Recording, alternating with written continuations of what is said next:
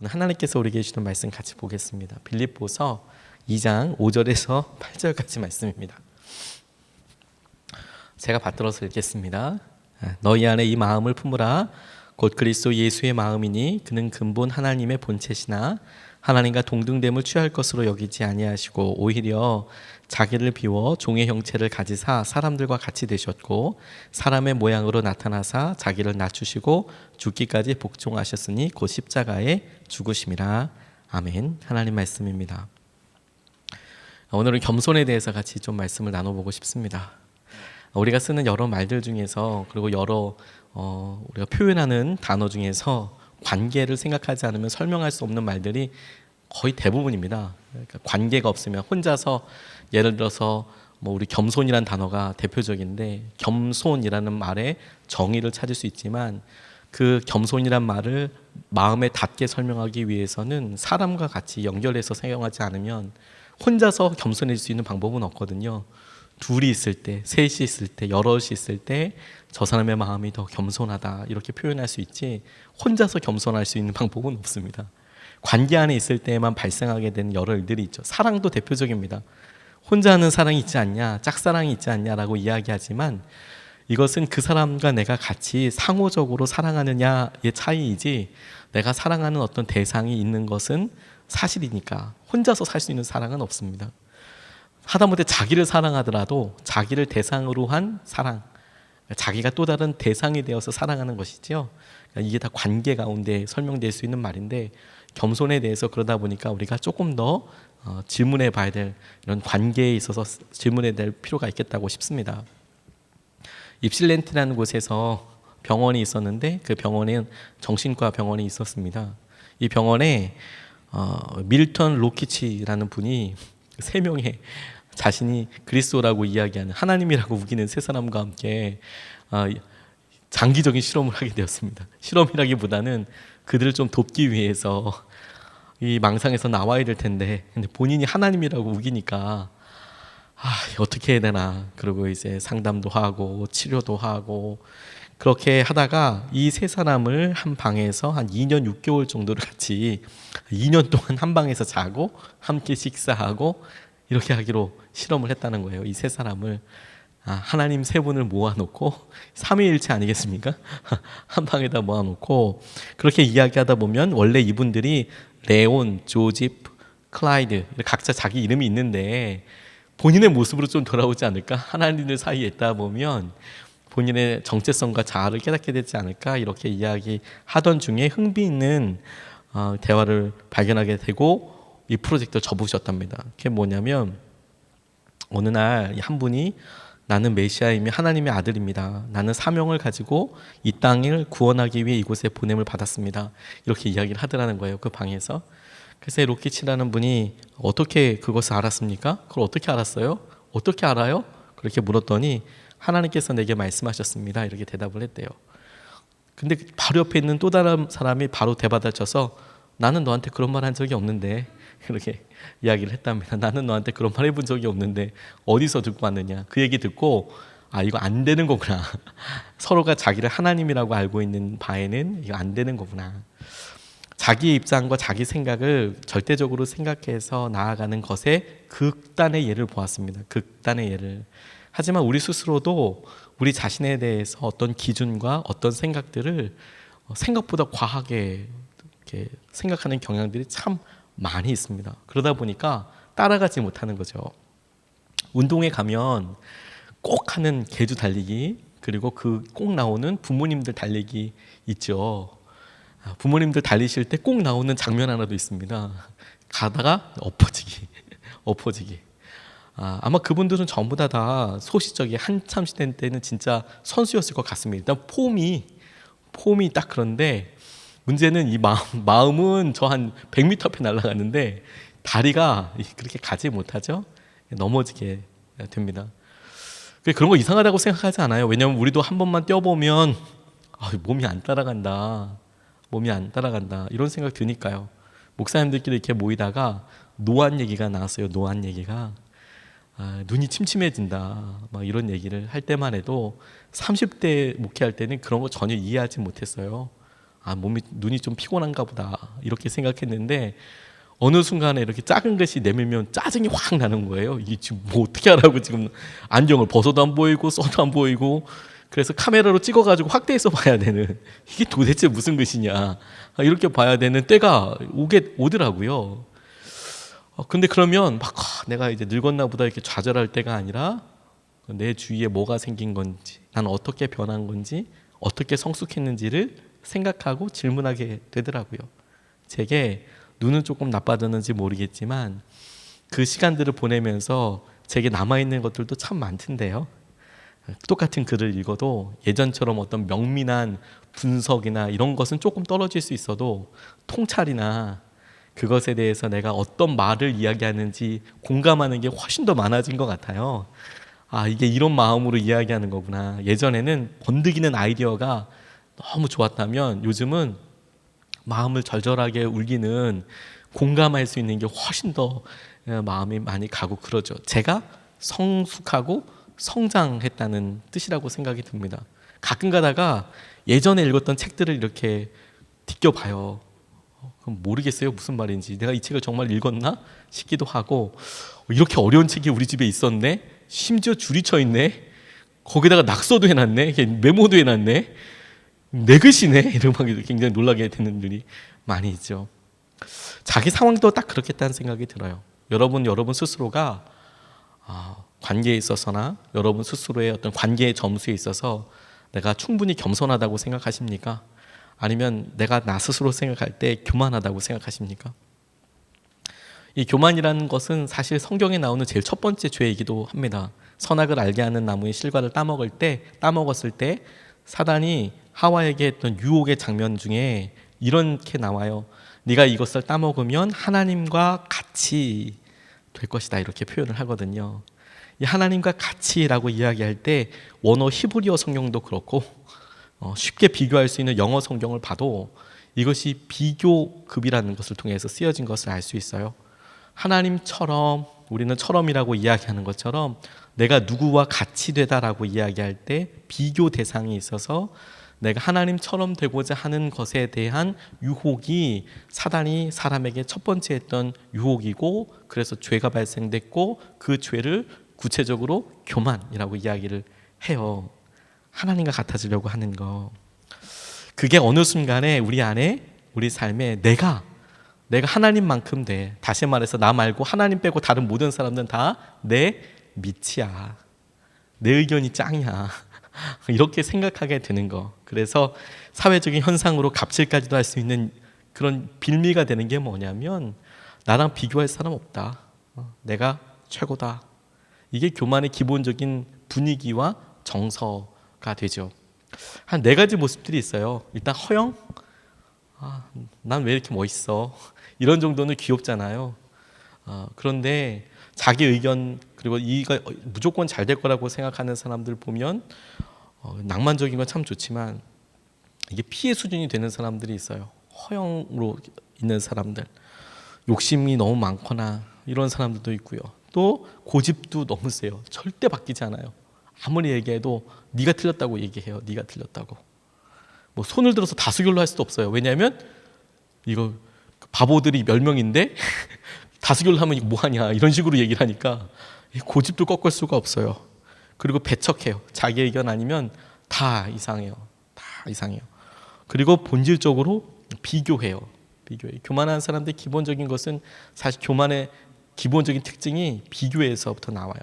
그리고 여러분, 교만한 것과 열등하다고 생각하는 열등감, 낮은 자존감과 똑같다는 거 혹시 알고 계십니까? 비교에서 나오기 때문에 그래요.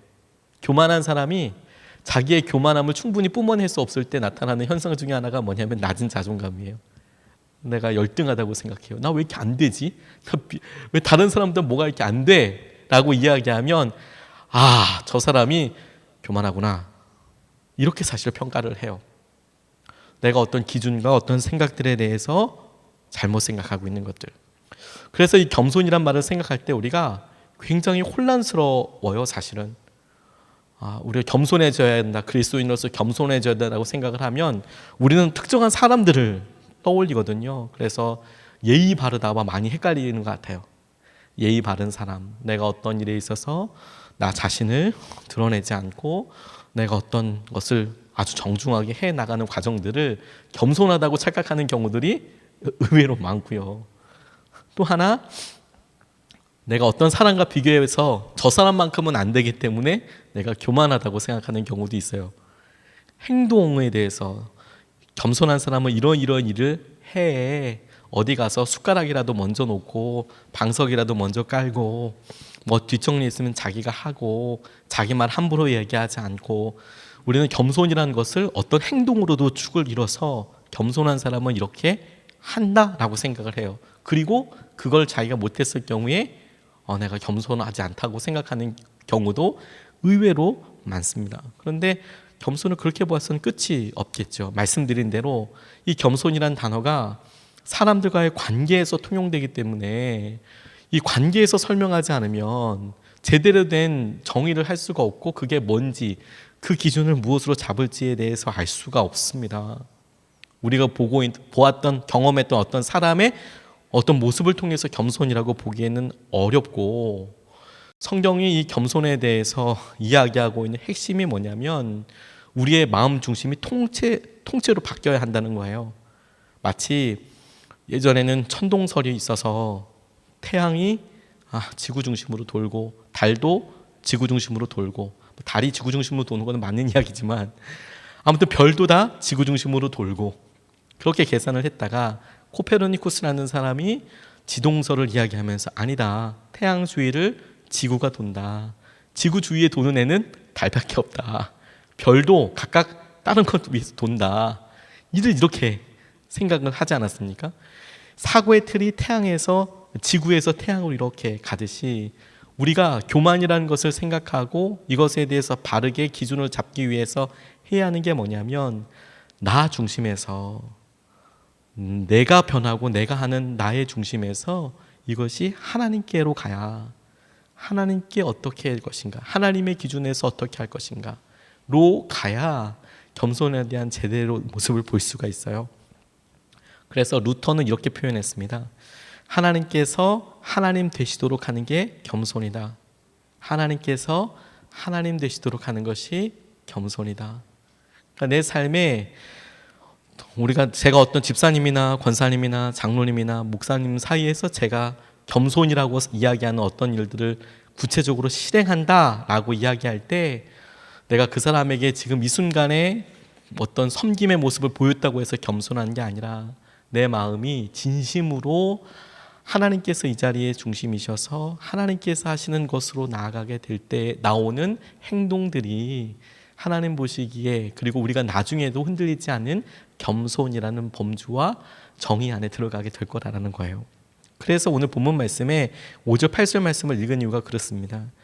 너희 안에 이 마음을 품으라. 곧 그리스도 예수의 마음이니 그는 근본 하나님의 본체시나 하나님과 동등됨을 취할 것으로 여기지 아니하시고 오히려 자기를 비워 종의 형체를 가지사 사람들과 같이 되셨고 사람의 모양으로 나타나사 자기를 낮추시고 죽기까지 복종하셨으니 곧 십자가에 죽으심이라. 우리의 기준이 예수님께서 보여주신 예수님의 마음을 붙잡는 것, 그리고 예수님께서 하나님의 본체셨지만 하나님께서 그 모습 그대로 갖고 있지 않고 이 땅에 사람의 모습으로 보여주셨던 그것처럼 우리가 예수님께서 행하신 은혜를 그대로 따라가려고 노력하게 되는 것, 기준을 바꾸는 것, 그게 겸손의 제일 중요한 단추입니다. 무엇을 했다, 어떤 일을 했다, 어떤 일을 꾸준히 오래 했다, 이렇게 해서는 아무것도 할 수가 없어요. 왜냐하면 우리 시기가요 다 변하기 때문에 그렇습니다. 저는 청년들 사역 오래 해서 청년들 변화되는 것도 많이 봤습니다. 변화될 때 청년들이 처음에 열정적으로 뜨겁게 변화될 때는 정말 황홀합니다. 옆에 있을 때 하나님 놀랍습니다. 그 영광이 진짜 굉장합니다. 180도 변하는 것을 보게 되거든요. 펄펄 끓습니다. 열방에 어디다 던져놔도 살아서 돌아올 것 같이 하나님을 향한 열정이 뜨겁습니다. 근데 그렇게 지나고 나서 취직하고 결혼하고 나면 그러면 또 다른 어떤 시기를 맞이해요. 저는 처음에 오해했었어요. 그리고 그 청년들도 오해하더라고요. 어떤 오해들을 하냐면 자기의 믿음이 식었다고만 생각해요. 변한 건 사실이거든요. 왜냐하면 사람이 늙잖아요. 노안이 오듯이 안 보일 수 있잖아요. 자기에게 있어서 여러 상황들이 변한 것이 그걸 좋게 볼 것이냐 나쁘게 볼 것이냐 그 기준이 무엇인가 하는 게 정말 중요한 거거든요. 안 되는 걸 안 된다고 생각하는 것은 그거는 나쁜 건 아니잖아요. 안 돼요. 이제 안 돼요. 상황이나 이런 것들에 있어서 벗어버리면 안 되죠.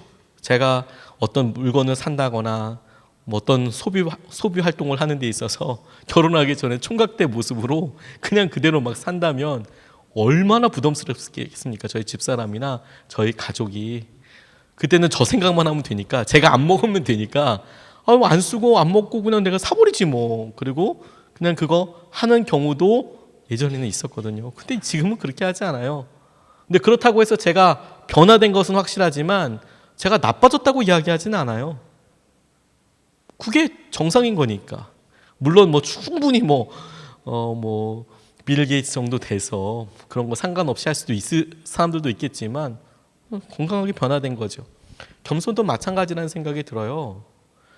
우리가 하나님께서 우리를 위치해 두시고 어떤 위치에서 예를 들어서 섬기는 자로서 직장에서 상관들에게 내가 어떻게 섬겨야 될 사람들 앞에서의 겸손과 많은 사람들이 이끌어야 될 사람들이 보이는 겸손이 똑같다고 생각하면 당연히 안 되겠죠.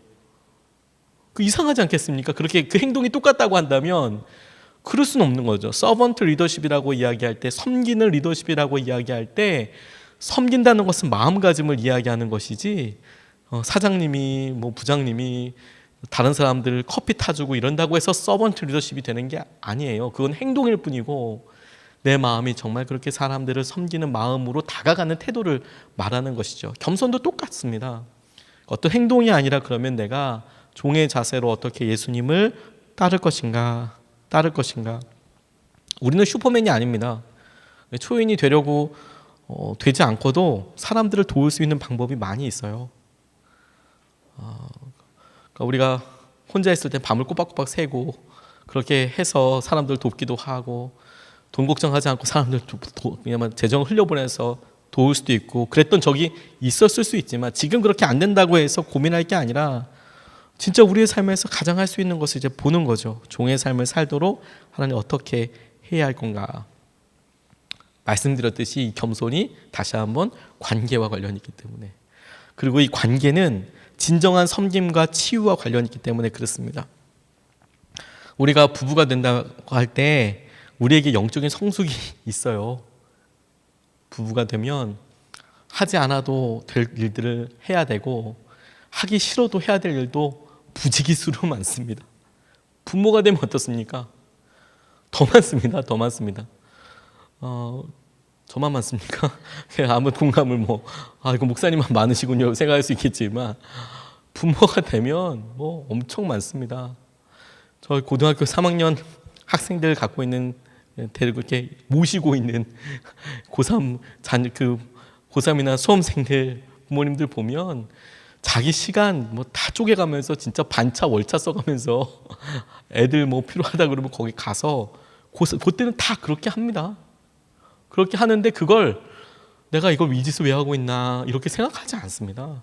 그게 필요할 때여서 그런 힘을 내가 쓸 수 있다면 할 수 있는 거죠. 그게 이상하다고 생각하지 않아요. 그런데 부모가 되면 우리에게 가져다주는 영적인 성숙이 있어요. 통찰이 있고요. 그래서 내가 누리는 기쁨도 있고요. 이 관계를 하나님께서 하시는 은혜들을 이렇게 보게 될 때 구체적으로 어떤 식으로 종의 삶이 표현되게 될 건가 어렵지 않습니다. 종의 삶이 구체적으로 평범한 사역에서 평범한 사람들과 평범한 사역에서 시작돼요. 청년의 때는 복음을 깨닫고 붙잡으면 나가야 되는 거라고 생각했어요. 무조건 나가야 된다고 생각했습니다. 제가 한번 말씀드렸나요? 제가 아프가니스탄 전쟁 났을 때 그때 아프가니스탄 난민들이 파키스탄으로 유입되고 있을 때 파키스탄 선교사님한테 메일 보냈었어요. 제가 그때 외국어가 좀 잘 됐었거든요. 이제 제대도 하고 대학원도 다니고 대학원에서 언어 전공하고 그래서 말은 잘 떠듬떠듬할 수 있어도 그래도 글은 조금 읽을 수 있었거든요. 그래서 통역이나 번역이나 이런 거 사전만 들고 있으면 그래도 여러 언어들을 할 수 있는 때가 잠깐 있었습니다. 지금은 그 사전들이 어디 있는지도 모를 정도로 헷갈리게 됐지만, 그래서 메일 보냈어요. 내가 내 이 젊은 시기를 눈물로 보낼 수 있냐? 나도야 가련다. 이제 뜨거운 마음에 간다고 했다가 파키스탄 선교사님한테 메일이 왔어요. 너무 위험해서 자기 한국에 있다고 이렇게 메일 보더라고요. 제가 가겠다고, 내가 거기 가가지고 캠프에 가서 열심히 사역하겠다고. 아마 그렇게 했으면 제가 저희 집사람 못 만났을 거예요. 가겠다고. 복음을 만나면 그때 당시에는 벌컥벌컥 뭘 하고 어디 가서 피를 뿌리고 이런 거라고 생각을 했어요. 근데 지금은 그게 다라고 생각하진 않습니다. 왜냐하면 제 주위에 제 사랑이 필요한 사람들이 있거든요. 저희 딸들한테 제가 꼭 필요한 아빠고요. 저희 집사람한테도 제가 꼭 필요한 사람이라고 저는 믿고 있습니다. 제가 꼭 필요한 사람이라고 믿고 있어요. 제가 저희 교회에서도 꼭 필요한 사람이라고 믿고 있어요. 그리고 그게 하나님께서 제게 주신 사명이, 제가 일본이라는 나라를 참 좋아해서, 그래서 일본이라는 땅에서 하나님께서 부르신다면 나 일본 선교사로 가고 싶다는 마음을 갖고 있다고 해서 그것이 결코 제가 지금 사역하고 있는 목회보다 더 크다고 생각하지 않습니다. 왜냐하면 제 부르심은 한국 사람들과 제가 만나고 있는 예수님의 사람들, 교회 사람들과, 이게 제 평범한 삶이지만 하나님께서 제게 주신 최고의 것이거든요. 열방에서 피 뿌리고 죽거나 막 길거리에서 예사마 신지떼구다사이 막 외우면서 외치면서 다니지 않더라도 하나님 것을 제 삶에서 할 수 있는 것이라고 생각하고 계세요. 그래서 내가 이런 삶을 살 때 이 공동체에서 평범한 사람들과 어떤 일을 하냐면, 내가 이곳에서 배워요. 당연히 제가 만나는 예수님의 사람들, 교회 성도님들과 지나치는 우리 교회와 관련된 사람들과 그 사이에서 느끼는 것이죠.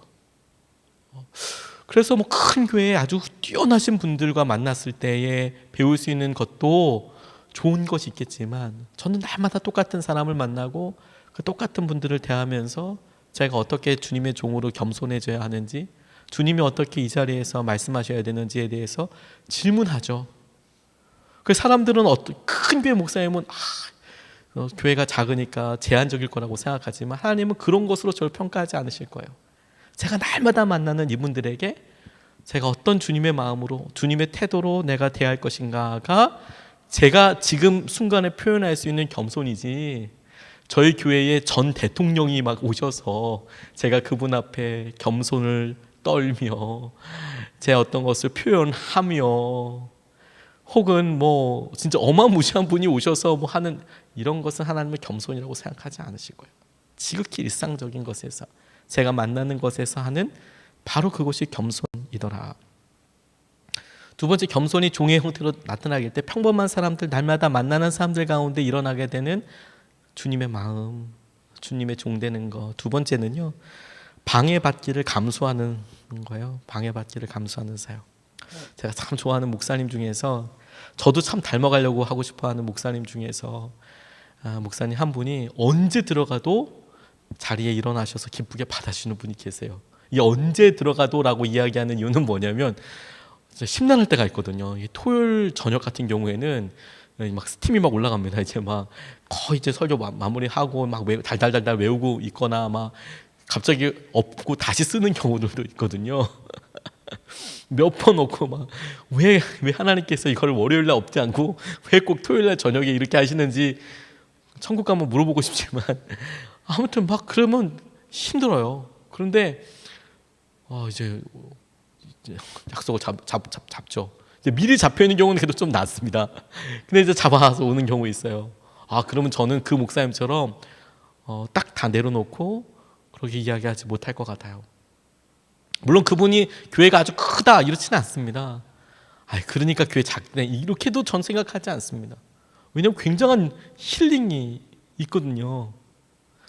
저희 주례해 주셨던 목사님이 창천교회라는 교회에 담임으로 계시는데, 아직까지 저희 결혼식 그리고 저희 집사람 생일날 문자 메시지가 와요. 카카오톡이. 장 목사 생일 축하해. 이렇게 문자 메시지가 와요. 선물은 안 보내주세요. 스타벅스 이런 거 보내주셔도 되는데 근데 너무 감동이에요. 아침에 새벽 예배 끝나고 카톡 받고 있으면 눈물이 핑 돌아요. 결혼한 지 뭐 오래됐잖아요. 근데 그렇게 막 눈물이 나요. 바쁘실 텐데 모르겠어요. 그분이 뭐 수백 명을 수천 명을 관리하는지는 잘 모르겠습니다. 물어보지는 않았습니다. 근데 그럴 수는 없다고 생각이 들거든요. 그런데 저한테 문자가 와요. 매년. 물론 가끔 틀릴 때도 있어요. 제 생일이 4월 1일이라고 생각하실 때도 처음엔 좀 있으셨어요. 제가 한번 알려드렸어요. 민망하실까 봐 사실 제 생일은 다른 달에 있습니다. 이렇게 말씀을 드리기도 했는데 요즘은 카카오톡에 막 뜨잖아요. 근데 그 전에 이미 그렇게 오더라고요. 언제든지 내가 겸손하다는 것은 방해받는 것에 대해서 감수하는 거죠. 그럴 수 있다고. 저희 교회 개척하고 나서 제 마음 중에 가장 감사한 것 중에 하나가 그거예요. 저 이렇게 부목사로 있을 때에는 나름 시간이 막 물론 성도들이 워낙 많기 때문에 그렇기도 했지만 제 변명이었어요. 전화 오거나 만나거나 이러면 이제 몰아서 잡으려고 노력을 되게 많이 했거든요. 제 편의에 맞춰서 제가 사무실에 있을 때 나갈 때 한꺼번에 팡팡팡 처리하고 이렇게 온다. 이제 이런 생각 많이 했었어요. 근데 제가 이제 담임을 하고 나니까 언제든지 오케이. 언제? 오케이. 거기 맞추지 뭐. 내가 잠을 안 자지. 내가 새벽에 좀 일찍 가지. 내가 그렇게 가지. 그런 거 사랑이라는 거 알았어요. 제가 담임 목회할 때는 저희 교회 저희 사택이 본당이 2층이었고 저희 사택이 1층이었습니다. 마을 마실이었어요. 할아버지 할머니들이 노크도 안 하고 그냥 벌컥벌컥 들어오세요. 와, 그냥 팍 이러고 들어오세요. 그리고 뭐 얘기 안 하고 들어오셔가지고 소파에 앉으세요. 그리고 안 가세요. 깜짝 놀라죠. 저는 뭐 그래도 목양실이 있어서 공부하다가 내려온다, 책 보다가 내려온다 하더라도 저희 집사람은 그래도 뭐 사실 좀 황당하기도 하죠. 그래요. 감사한 건 일찍들 주무시기 때문에 그건 감사했어요. 8시, 9시 이쯤은 갑자기 찾아오시면 서로 민망하잖아요. 그러진 않으셨어요. 일찍 오시는 경우는 있었어요. 일찍 오시는. 아침 잠들이 없으셔가지고. 열려있는 거죠. 방해받기를 감수하는 거. 내가 얼마든지 사랑하기 때문에 내가 얼마든지 할 수 있는 거. 러시아에 푸스티니키라는 사람들이 있대요. 이 공동체입니다. 푸스티니키라고 부르는데 사막에서 활동하는 사람들입니다. 홀로 고립된 생활을 하는 사람일 거라고 생각되지만 이 사람들 특징이 뭐냐면 턴델 에드워드라는 사람이 쓴 글을 보니까 이 사람들은 관습상 집에 빗장이 없대요. 그러니까 아무나 들어갈 수 있도록 안에서 잠그질 않는데요. 아예 빗장이 없대요. 들어가서 그냥 갖고 오는 거, 들어가서 이렇게 하는 거. 저희 시골에서도 그러더라고요. 네 거 내 거 별로 없어요. 교회 거, 너네 거 그런 거 별로 없어요. 와서 보면 어느 날 없어요. 이게 어디 갔을까? 그럼 또 어느 날 또 와 있어요. 그 근처에 제가 목회하던 곳은 다 그 시종마을이기도 했지만 본인을 다 크리스천이라고 생각하셨거든요. 1년에 교회 한두 번 나오셔도 본인의 종교는 기독교라고 믿고 계시는 분들이 많았어요. 전에 목사님들이 선교를 참 많이 하셨고 그곳에 뛰어난 선생님 한 분이 전도를 아주 정말 잘하셨어요. 김옥길 선생님이라고 돌아가셨는데 이대 총장하셨던 분이거든요. 그래서 저희 교회가 김옥길 선생님 기념교회였어요. 그분이 땅도 주시고 그래서 이분이 1년에 한 번씩 본인 고향은 이북이라고 제가 들었는데 거기 정착하시면서 마을 사람들 다 모아놓고 잔치하셨어요. 그리고 뭐 예수님 믿어라 마라 이런 얘기 하나 안 하시고 아무튼 소를 잡았는지 돼지를 잡았는지 아무튼 뭐 엄청 컸대요. 매년 두 차례씩 그렇게 마을 사람들을 다 먹였대요. 그래서 진짜 마을의 유지. 그래서 저희 교회 바로 밑에 고사리 수영 그 이대 고사리 수양관이라는 곳이 있었거든요. 그분들도 뭐 다 아는 거죠. 그 땅도 사실은 그 김옥길 선생님 기증한 땅이라고 그러더라고요. 그래서 저 있을 때는 김동길 선생님이 가끔 가다가 이렇게 오셨어요. 근데 그분은 교회 나오시진 않으셨고, 그러니까 뭐 이분이 너무 잘해 주셨어요. 그러니까 사람들이 다 예수님 믿어요. 그래서 뭐 절 들어온다 보니까 뭐 다 이게 뭐 방해가 아니라 다 이제 다 피켓 들고 시위하고 들어오면 안 된다 그러고, 그 사람이 막 거짓말하고 그러면 거짓말한다고 내가 땅을 팔았는데 자기가 여기서 농사를 갖다가 5년 전에 지었는데 무슨 달마대사가 원효대사가 여기 와가지고 수양을 하고 가냐고. 삼국시대 때 내가 얼마 전까지 여기다 농사 졌는데 말도 안 된다고 막 이제 이런 이야기 하시고 막 그러셨어요. 근데 그런 시골에 얼마든지 뭐 자기 산 나누고 함께하는 거죠. 그런 게 겸손이래요. 무조건 그런 삶을 살아야 된다고 생각하지는 않습니다. 우리가 하는 것에 적어도 5번에 1번 정도만 열어보면 어떨까 싶어요. 그렇게 하자, 한번 그렇게 해보자. 그래, 그렇게 한번 해봐라. 또 하나 우리가 사람들 사이에 겸손이라고 이야기할 때 약점과 한계를 받아들이는 게 겸손한 거예요. 우리가 슈퍼맨이 아니고요, 하나님이 주인이시잖아요. 그러니까 내 약점이 당연히 있겠네요. 제가 제일 힘들었던 게 제 삶에 책도 여러 개 읽고, 그리고 제가 또 한계로서 넘었어야 했던 게 뭐냐면 결벽증이라기보다 이렇게 좀 완벽주의, 그걸 깨는 게 너무너무 힘들었어요. 지금도 없어졌다고 할 수는 없을 것 같아요. 근데 이걸 깨야 한다고 생각을 했었어요. 왜냐하면 이것 때문에 너무 힘들었거든요, 저 스스로가. 뭐가 어느 정도 되지 않으면 잠을 못 자는 거예요. 잠을 못 자고 건강이 망가지고 막 그런 일들이 있었어요. 그러니까 이걸 넘는다, 상황에 조금 몰리고 그러면 다시 그 습관이 이게 확 나오는 거죠. 이게 샥 나와요. 분명히 넘었다고 이제 좀 푸근하고 널널하게 살아야지 분명히 이래놓고서 어느 순간에 또 이게 확 이제 그렇게 막 타이트하게 이제 막 가는 거예요. 저 스스로 용서를 못하는 거예요. 피곤하고 그러면 좀 자야 되는데 자고 나서 막 짜증이 막 나는 거죠. 이 중요한 시간을 내가 자다니, 이런 말도 안 되는 이런 일을 했다고 막 스스로 막 괴롭혀요. 그래서 제가 그렇게 하다가 작년에 병원에 실려간 거잖아요. 새벽기도 그렇게 하면서 하나님께서 그렇게 하시는 거 붙잡는 방법이 그것밖에 없다고 생각했었나 봐요. 말은 안 했지만. 그래서 특세 인도하고, 특세 마지막에 나오지는 못했죠. 새로운 특세 시작하다가 제가 그때 잊어버리지도 않습니다. 요나서 뭐 이런 큐티 관련된 새벽기도 준비하다가 화요일날 119에 실려서 바로 입원하게 되는 일을 경험했잖아요. 그리고 알았어요. 내 힘으로도 안 되는구나. 이거 안 내려놓으면 죽는 거구나. 그냥 죽는 거구나. 믿음 생활도 똑같다고 생각을 했어요. 예전에 믿음으로 내가 했던 것들에 대해서 그렇게 가지고 있었던 어떤 열정이 하루를 꼬박 세워가면서 사람들과 이야기하고 이렇게 뭐 하고, 코스타 같은 데 가면 밤새서 이야기하거든요. 2시, 3시. 그리고 6시에 일어나서 새벽 예배 하는데 그때는 됐거든요. 근데 지금은 그러면 일주일 동안 누워 있어야 될 수도 있어요. 지금은 안 돼요. 근데 지금은 자책하지 않아요. 대신에 제가 할 수 있는 시간 하지만 내가 날마다 기도해 주면 돼요. n분의 1로 쪼개서 해주면 되잖아요. 지금은 차라리 그런 게 훨씬 나아졌어요. 청년의 때는, 조금 더 젊었을 때는 꾸준한 게 안 됐거든요. 몰아가지고 한번 확 하는 게 저한테 장점처럼 되게 잘 됐어요. 공부도 왜 이렇게 초치기 하듯이 막 하면 이렇게 하듯이 그런 거 좋았거든요. 근데 이제 점점 그렇게 안 돼요. 몸이 그렇게 안 돼요. 이제 제가 제 연약함을 그래서 그게 안 되기 때문에 제가 뭐 나빠졌다 이렇게 생각하지 않아요. 나는 그냥 내 모습이에요. 이게 내 모습이어서 하나님 앞에 솔직하게 인정하는 거지. 하나님, 저 이렇게밖에 안 돼요. 저 이만큼이에요. 그러다 보니까 친구들한테도, 그리고 우리 집사님, 권사님, 또 장로님께도 부탁드리는 게 훨씬 쉬워졌어요. 예전에는 부탁하면 안 되는 줄 알았거든요. 근데 제가 못해요. 설교 좀 해주세요. 부탁하기도 하고 이거 좀 해주세요. 이 사역 좀 해주세요. 또 저희는 또 워낙 또 아무것도 없었으니까 제가 불쌍해 보였나 봐요. 우리 성도님들이 다 해주셨어요. 이것까지 맡길 순 없다. 우리 목사님한테 이렇게 생각하셨는지 다 해주셔서 그게 얼마나 감사한지 몰라요.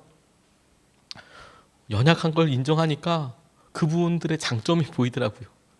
나보다 이런 거 훨씬 잘하실 수 있고, 똑같은 시간을 쌓였을 때 이거 훨씬 잘하실 수 있고, 겸손이라는 게 어마무시한 게 아니라 자기가 못하는 거 사람한테 부탁하는 거죠.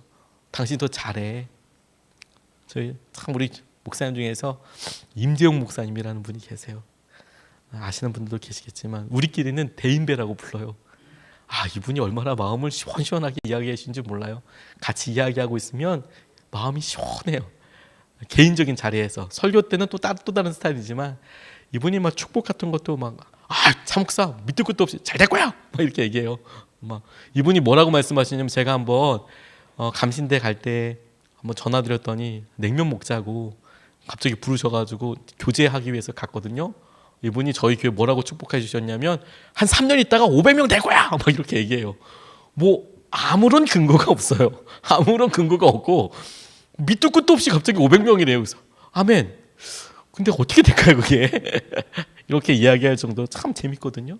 근데 이분이 제가 참 좋아하고 대인배다라고 부르는 게 뭐냐면 자기 연약한 거 그냥 쿨하게 인정해요. 나 이거 못해. 그러니까 참목사님 좀 해줘. 근데 그게 흉이 되지 않더라고요. 그럴게요. 뭐 이건 제가 대신에 목사님 이거 좀 해주세요. 이거 좀 해주세요. 이분이 저한테 설교 원고도 참목사 그때 설교 되게 좋더라. 그 원고 좀 보내줘. 원고 보내드렸더니 앞에서 이야기하셨대요. 이거 선한목자교회 당시에 제가 선한목자교회에 있었거든요. 선한목자교회 차기록 목사님이라는 분이 본인이 진짜 설교 시간에 주신 설교인데 내가 원고 달라고 그랬어요. 그리고 10번에 나눠서 하셨대요. 뭐 어때요? 우리 흉어물 없는 사회고 약점을 받아들이고 본인이 그걸 인정하면 성도님들도 그렇게 나쁘게 생각하지 않으시더라고요. 그거 안 밝히고 이야기하면 그게 이제 좀 문제가 되지만 본인이 그렇게 했다는데 뭐 그거 그래서 내가 은혜를 받았다는데 그걸 쌍심시키고 뭐 방해할 사람이 누가 있겠습니까? 똑같아요. 교회에서도 같이 연약한 거 같이 나누고 하는 거. 그리고 겸손한 사람한테 중요한 네 번째가 뭐냐면요. 혀 다스리는 겁니다. 이 말. 요거 아주 우리 공포의 생색내기 한 방에 그동안에 쌓았던 거 다 홀랑 까먹는 거죠. 그동안에 잘 이제 정립해서 야 잘했다. 저 사람 진짜 나이스하고 정말 좋아. 너무 멋있어. 그리고 이제 말 한마디를 이제 홀랑 그냥 저럴 줄 알았다. 이렇게 싶을 정도로 그 말 한마디 필살기들이 이제 가끔 나오는 거예요. 그래서 정립한 걸 한꺼번에 그냥 확 마이너스를 만들어 버려요. 혀를 잘 다스려야 한다. 이 본회퍼라는 분이 혀를 다스리는 사역이 영적인 전투에 있어서 가장 효과적으로 영적 전투를 할 수 있는 방법이다. 본회퍼라는 분이 그런 얘기를 하셨어요. 절대 말로 표현하지 않는 것이다. 떠오르는 생각 중 많은 부분을 말로 표현하지 않도록 금하는 것이 모든 기독교 공동체의 분명한 규칙이 되어야만 한다. 생각나는 대로 말하지 않는다. 이게 본회퍼 목사님이 이야기하신 거예요. 저 동의해요. 잘 가다가 이 말 한마디로 그냥 다 처음부터 다시 엎어요. 진짜 힘든 거죠. 진짜 아까운 거죠. 겸손은요. 말을 안 하는 곳에서부터 시작이 돼요. 그래서 가만히 말을 안 하고 있으면 죽을 것 같지만 지나고 나면 자기가 또 잊어버려요. 하나님께서 우리에게 또 망각의 은사도 주셨잖아요. 그래도 감게 넘어가는 거죠. 아무렇지도 않게 다시 시작할 수 있고요. 말을 해버리면 그때부터는 화해부터 시작해야 되고 용서 구해야 하고 용서 구해서 또 이제 뭐 어렵죠. 말을 하지 않는다. 다섯 번째로 제가 다시 이거 말씀 준비하면서 제가 요즘 참고하고 있는 책인 평범 이삭의 삶이라는 책에서 저한테 주는 가장 좋은 메시지로 제가 받았어요. 뭐냐면 견디는 사역. 느낌이 빡 오더라고요. 겸손 얘기하는데 견디는 사역. 우리는 서로의 짐을 지도록 부르심 받았다. 전 진짜 동의하거든요. 즐거울 때 있고 기쁠 때 있죠. 뭐 그때는 누구도 다 하죠. 안 되는 게 어디 있어요. 방긋방긋 웃고 깨끗하고 엄마 아빠 부르면 얼마나 예뻐요. 그러죠? 10분이지만 5분이지만 그리고 나서 이제 뭐 난리치기 시작하고 잠투정하고 뒤집어지고 소리지르기 시작하면 한 3시간까지는 예쁠 수 있어요. 그렇게 저녁에 잘 때까지 끝까지 자지 않고 이렇게 이야기하면 엄마도 진짜 주님 빨리 오시기를 기도하게 되잖아요. 빨리 오세요 주님 기도하게 되잖아요. 근데 그런 사역들이 우리 중심에 굉장히 가요. 근데 그게 겸손과 관련이 있어요. 내가 내 삶에 있어서 내가 중요한 것들을 이끌어가고 인도해 가요. 오늘 우리가 한 번도 살아본 적이 없는 날이거든요. 하루만큼 더 성숙해졌고요. 하루만큼 더 경륜이 쌓였어요. 저는 그렇게 저를 생각해요. 늙는다고 생각하지 않고요. 제 삶이 청년의 때나 이제 쭉 가면서 물론 이제 우리 어르신들이 보기에 아이고 목사님 아직 멀었어요. 이렇게 다들 이야기하시겠지만 그런데 기준을 잡을 때 보다 더 젊었을 때 보다 더 건강했을 때 보다 더 열정을 있을 때로 기념을 잡으면 항상 우리가 더 이렇게 마이너스 돼 가는 것 같아요. 믿음도 마이너스고 뭐 체력도 마이너스고 기도도 마이너스고 다 마이너스 되는 것 같아요. 그때를 기준으로 잡으면 웬만한 사람은 그거 이상 넘을 수 없어요. 그때가 우리 삶의 피크들이었잖아요. 그런데 저는 견디는 사역에서 이런 생각했어요. 그때의 피크를 생각하지 않고 지금 제 사역의 피크들을 붙잡는 거죠. 그러면 지금 저이기 때문에만 할 수 있는 피크가 있거든요. 말씀드렸듯이 예전에는 어떤 통찰이 아니라 무슨 뭐 분석과 어떤 비판 혹은 비교 어떤 막 책을 보고 이렇게 했을 때 이런 번득이는 여러 아이디어 이런 것들이 많았다면 요즘은 그런 것들보다는 통찰, 공감, 마음 이거 비교할 수 없는 것 같아요. 그때는 왜 사람들이 슬퍼하는지 몰랐어요. 근데 지금은 말하지 않아도 그 뒷모습이 너무너무 마음이 아파요. 너무 오래가요. 힘들 만큼 오래갈 때도 많이 있어요.